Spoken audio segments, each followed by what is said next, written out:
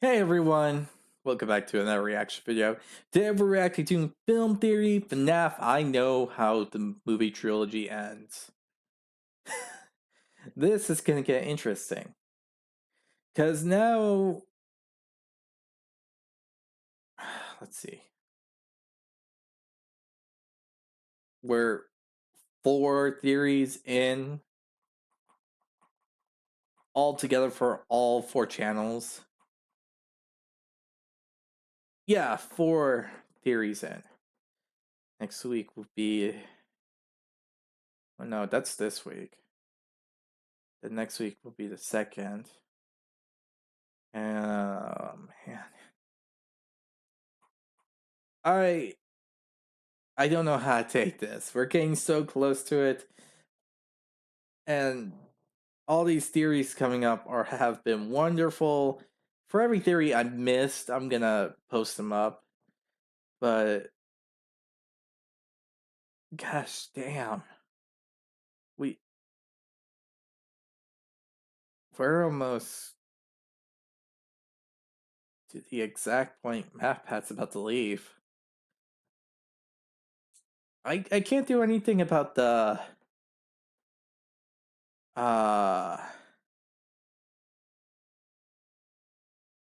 the last 3. You know what? I'm gonna do the last 3 on the week after they're posted.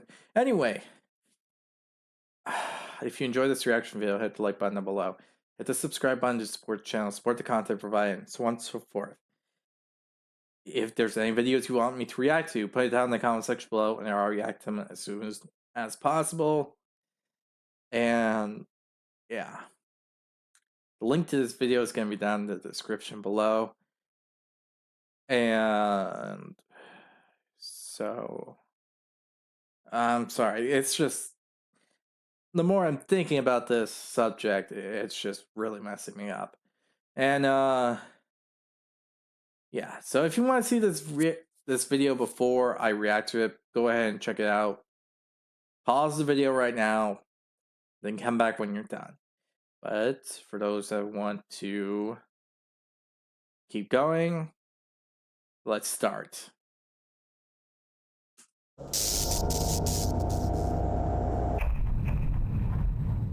Hello, Internet! Welcome to Film Theory, the show that deserves its own semi-canon novelization. Friends, it feels like some sort of cruel joke. The Five Nights at Freddy's movie came and went from theaters. It was fun. It did great financially, and we all had ourselves a grand old time. We moved on, and now we wait patiently for the next installment to drop where Mike seeks help for a sleeping disorder, and Freddy and friends take their fort-building business on the road to turn it into a major real estate venture. Everything was in balance, as it should be. And yet, they couldn't just leave well enough alone, could they? Because just like clockwork for this franchise, they turned the movie into a book. A book! What? Even though I announced my final episodes, I still couldn't get out of this thing fast enough, could I? Even though all the book releases were technically done for the franchise, after 22 solid books, and that's not even including the graphic novels and all the other spin-off materials, good old Scotty Cawthon found a way to squeeze one more in on me before my foot was out the door. And you know what I did? I read the thing. And I gotta say, I'm glad that I did, because let me tell you, it is a theorist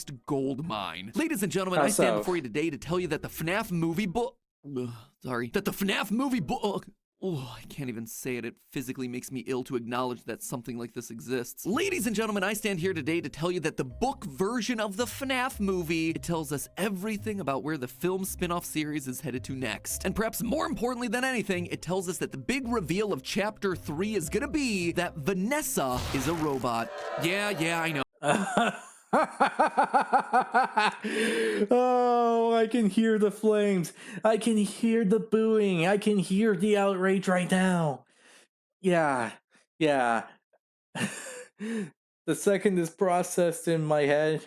Yeah. No, everyone, I know this how everyone's gonna react. I know how you're all gonna react. Don't say anything else. I know. We all know. This is gonna be something everyone's gonna freaking hate. Because this is the subject that everyone always gets mad at.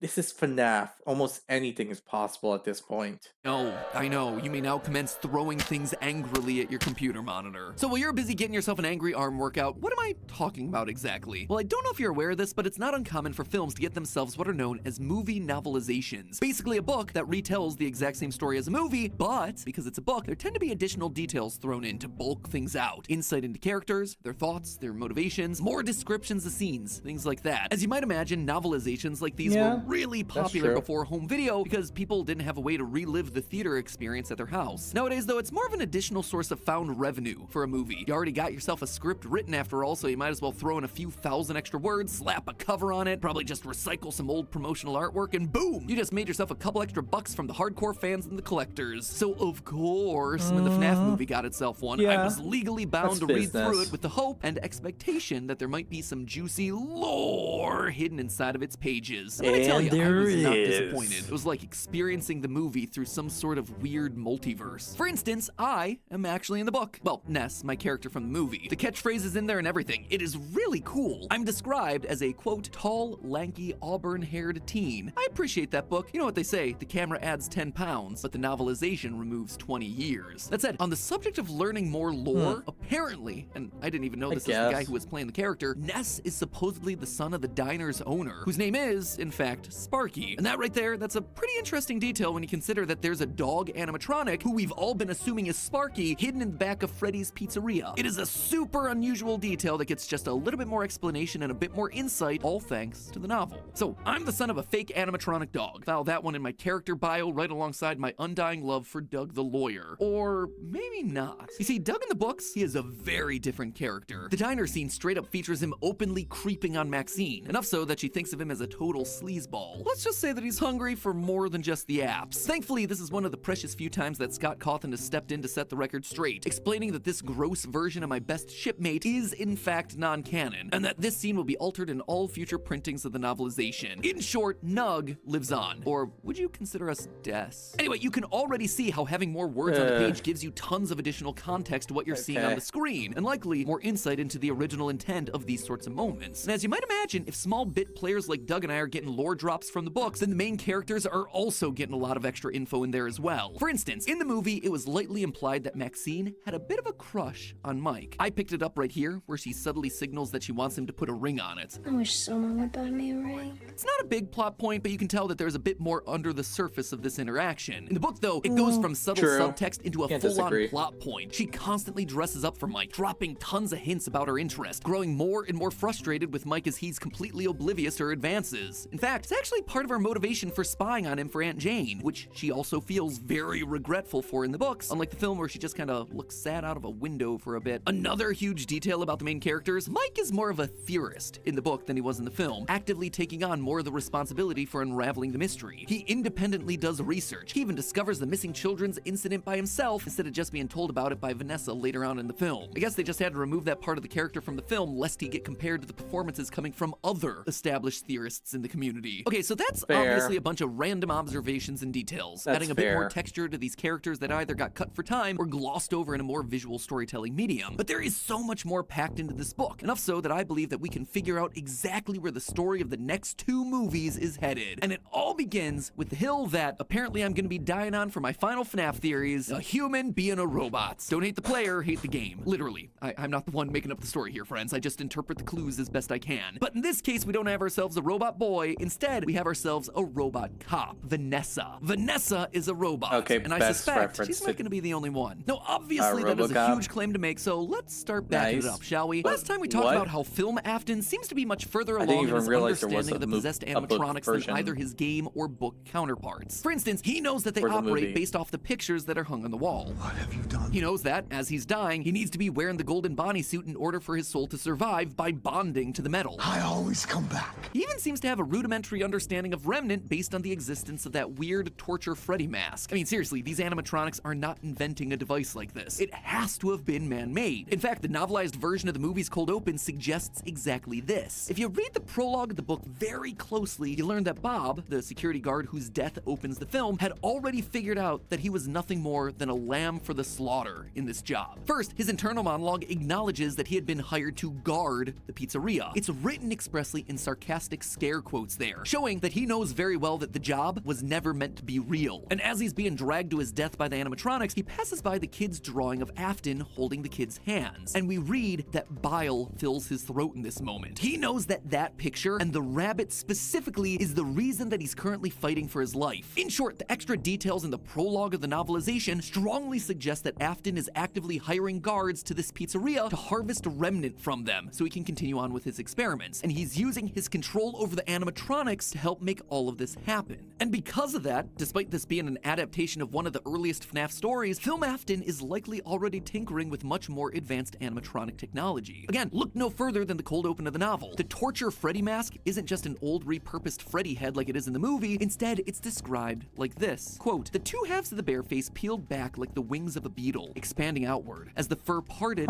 spinning robotic mechanisms filled Bob's vision." This description of how the mask operates, with pieces that split apart and fold out, is actually much more fitting of a different generation of animatronic, the Funtime animatronics. Yeah, and what do we see in FNAF 5? The game where these Funtimes weird. take center stage? Down in Afton's bunker, we see articulating humanoid robot heads, eyes constantly blinking. They're alive, and they're watching us. And these aren't just set decorations either. These heads are... That's the weird thing about it. Because in that case, that means these were made like a long time ago. Because if that's the case,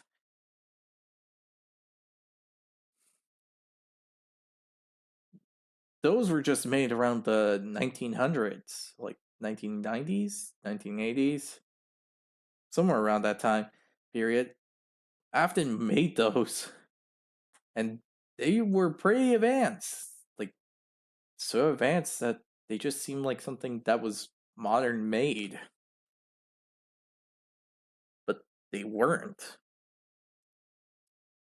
It's so important weird. enough to have been directly called out by the FNAF character encyclopedia. In the game prior, Does that mean FNAF he has 4, something Afton's more final line advanced than was, the "I will shadows?" put you back together." And in FNAF 5, we see exactly that. A bunker made by Afton full of robotic humanoids. A mad scientist of a man trying to use his robotic skills to bring a human back to life, to put his loved ones back together, literally. Going back to the movie, this is likely why we see a humanoid animatronic with teeth, silver eyes, and an arm with 5 articulated human fingers buried in the parts and services room. It's not just an Easter egg put there from scraps laying around the Jim Henson office. This looks like it's a first-generation robot person. So we have an Afton that's already harvesting and experimenting with Remnant at the beginning of this film. And we know that there's a human-shaped robot buried in the parts and services room that suggests that he might have been working on some sort of human prototype. That right there, though, is still a long way away from creating a convincing enough robot that it's able to fool literally everyone around it. And why then would it be Vanessa, of all people? Well, the first thing I'd like to talk about here is actually something that jumped out to me the first time I watched the movie: the performance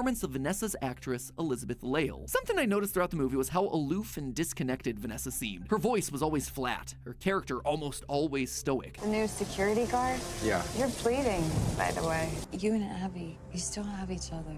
From where I sit, I'd say you're lucky. And for the times that she actually did show emotion, she was flipping on a dime, seemingly out of nowhere. Take care of your sister. You can do whatever you want with your own life, but if you ever bring Abby back here again, I will shoot you. Considering the character that she's based on from the games, you'd think that she might be more bubbly or energetic based on how she was in Security Breach. Hello, little boy. If you're down here, say something. Hey, little man. Do you know what time it is? The doors are open. Why are you still here? And this isn't meant to be some sort of critique on Elizabeth Lale's performance or anything like that. We know that she's a talented actor. I mean, just check out some of the clips of her playing Anna in the show Once Upon a Time. He's Prince Charming, and you're Snow White, and those things sound terrible, but they also sound romantic. What is that amazing smell? Chocolate! No, the flatter delivery from her has to have been an intentional direction that she was given, perhaps direction to sound a bit more robotic. In the novelization, Vanessa seems to shift personalities on a dime, changing between what Mike describes as the bubbly girl mode and the intensely serious cop mode. For example, during their first night meeting, we get this, quote, "Then someone invisible flipped a switch. Vanessa's cop mode deactivated." That right there, it's a pretty suspicious way of phrasing a psychological change like that. Intentionally using robotic language in this franchise? Yeah, press X to doubt. The same thing happens towards the end of the movie too, where after Vanessa's stabbed by Afton, Abby notices this, quote again, "Vanessa's eyes looked weird, like they were were lights that were having a hard time staying on. And speaking of both Vanessa's eyes and her personality shifts, the absolute biggest piece of evidence here, Vanessa's eyes literally change color when she shifts personalities. Check it out, again from the book, page 144. Right after Mike tells Vanessa about his Garrett kidnapping dreams, quote, the narrowing of the eyes, the stiffening of her mouth, she was back in cop mode. No, Mike thought, it wasn't cop mode, it was something else. Vanessa's irises deepened noticeably in hue. They went from their usual soft, almost grayish blue to a deeper indigo. The color shift was so pronounced that it almost looked computer generated. Computer generated, huh? What a choice of words that is. An indigo, you say? You mean the color that some would confuse with purple? But perhaps the single most telling part of this little paragraph comes in the final line. It was enormously disquieting. Mike felt like he was watching a human turning into, and then he trails off,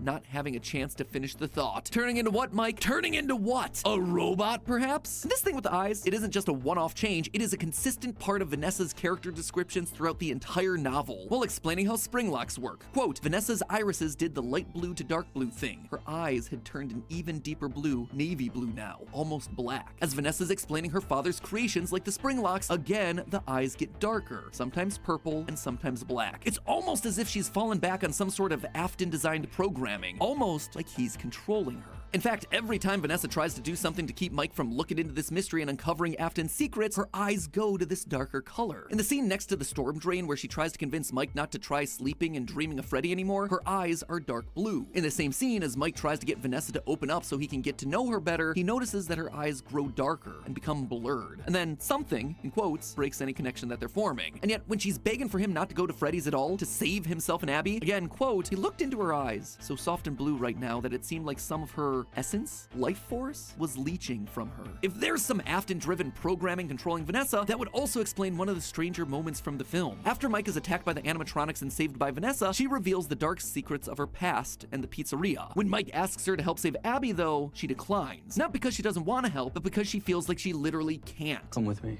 If he's there, I won't be any use to you, believe me. And when she does show up to the pizzeria later on, once confronted by Afton, she's only able to bring herself to shoot once before completely freezing up, kind of like a computer that's crashed. Even my favorite line of the movie. You had one job. Keep him in the dark and kill him if he got too close. That's 2 jobs. Is a robotic, process-driven answer. And before I say that Vanessa can't be a robot because we see her get stabbed and have to go to the hospital, yeah, that's admittedly the biggest point of this theory. That said, remember the franchise that we're talking about here, friends? These robots can be so lifelike, so realistic that you cannot tell them apart from real humans at all. They eat, they sleep, they breathe. They can even bleed like Charlie does in the original FNAF book trilogy. I get that the FNAF franchise tends to be cryptic, but time and time again, there have been signs that someone in this franchise is a robot. Maybe it was Gregory from Security Breach. We know for a fact that Charlie from the book trilogy was, Jessica from Frailty, Billy from B7, Sarah from To Be Beautiful. The list goes on and on and on. They are hitting us over the head time and again with these kids who become robots. And if I just keep saying that one of these characters is in fact an animatronic, eventually I will be right. Right. This would even make some strange imagery from the games make more sense. Remember the unmasked ending from Security Breach? No, of course not. Why would you? Well, in it, we see 2 Vanessas. One who's fallen to the ground and died, while another's still up on the roof of the building looking down at the scene. This was always weird, and we as a FNAF community just kind of politely ignored it. But it suddenly makes a lot more sense if Vanessa is in fact a robot. This is just 2 recreations of the same model. One became active the second the other one died, which again is something that we see happening in the original novel trilogy with Charlie bots. But why? Sure, Afton might be creepy, and he's even creepier in the book, but why go through all of this trouble? Keep the pizzeria up and running, hire new guards to farm Remnant from, create an animatronic as human as Vanessa? Why is he doing it? Well, the answer seems to be staring us in the face throughout the movie. It's this. The Ella Springlock suit in the back. Think about it. Vanessa is incredibly cautious around this animatronic in the film, warning Mike not to go near it and going as far as threatening to shoot him if he brings Abby back to the pizzeria. If she loves all these animatronics so much, why is she so cautious about this one? Well, what if it already killed someone? Someone Vanessa knows very well. Someone like herself. Afton's daughter, the original Vanessa. I believe that in his desire to create the best animatronics possible, Afton created this Ella Springlock animatronic, and it ended up killing his own daughter. Just like what we see happen with Baby in the game. games. That is where his obsession started. His desire to find the secrets of life after death. He wanted to rebuild his daughter, and in the process, he discovered Remnant, how to create it, the pain required for it. That's why he built the torture device with the green Freddy mask, and made sure that it was close to the Ella animatronic in the parts and services room. Afton wanted to infuse the suit with Remnant, all in the hopes of bringing back his real Vanessa. Eventually, he was able to build the Vanessa that we see in the movie, but even then, she's difficult. She rebels. She doesn't want to help him as much, especially when children like Abby get involved. It's not his real Vanessa. And so Afton will keep trying and trying and trying. And if I'm right about this, it tells us a huge amount about where the franchise is headed in the next film. In our last theory, we suggested that Mike's brother Garrett is likely the identity of the puppet in the films, and will probably be the centerpiece of the second movie. I mean, the credits literally end with the puppet telling both Mike and the audience to come find me.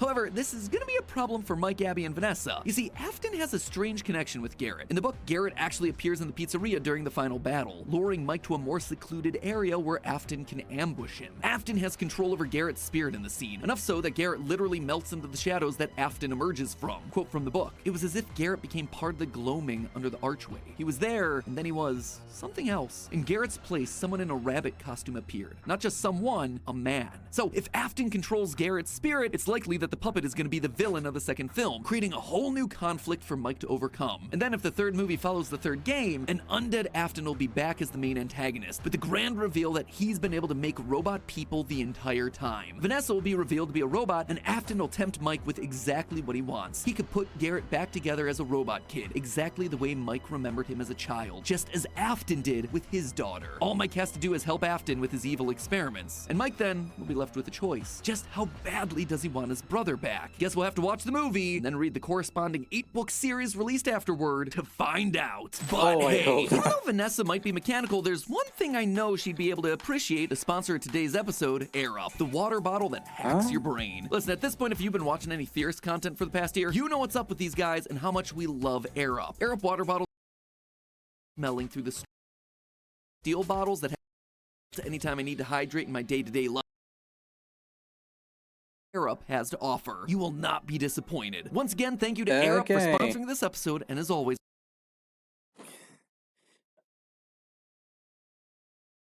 so we basically have the fact that we more or less have Vanessa being a robot, and if anyone says anything to say otherwise, I'm pretty much convinced. I mean, all these robot phrases, all the things that sound like someone is being a mechanical machine. Yeah, I can't disprove that. Why? Literally because there is nothing to disprove.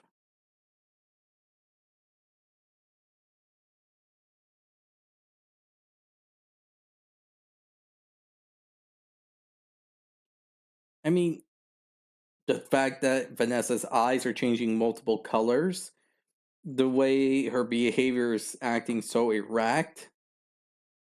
Yeah. If this isn't her being a robot, I don't know what is.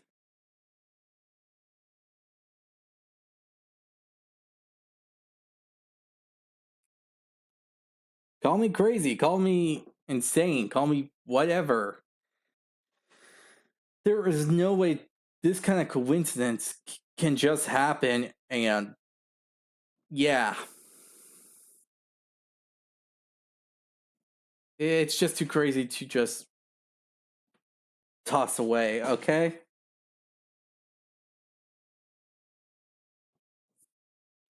But anyway,